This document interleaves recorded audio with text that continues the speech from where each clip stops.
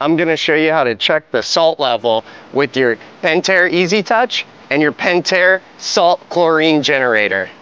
Stick around and you'll also see how to change your percentage levels on your salt cell. In order to check the salt level in our pool, we're gonna go to menu on our EasyTouch and go down to diagnostics, press select, and go to chlorinator, because that's what our salt cell is. It's a chlorinator. There's our salt reading, 3,300. Now I just checked it and I got a 3,000.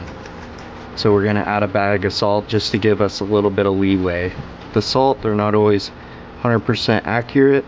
To change the percent, we're gonna go to settings, select Intelichlor,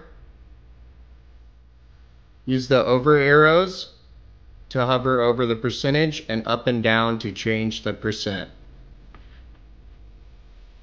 Press menu to exit out.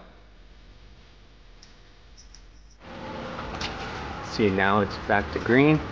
So we have a 3,300 and we are at 50%, but it's gonna read at 60. If you don't have the Intelichlor, you can press up and down right here. The percentage determines how long it's going to be making chlorine for.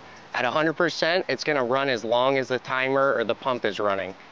At 50%, it's going to run half of that time. So if we run it at 50% or less, it's going to save our salt cell and give us longevity with our equipment. Thank you for watching our video. I'm Spencer. This is Bowie. There's a new video for you to watch right here. Please subscribe right here. If you have any questions, comment in the comment section below and like the video.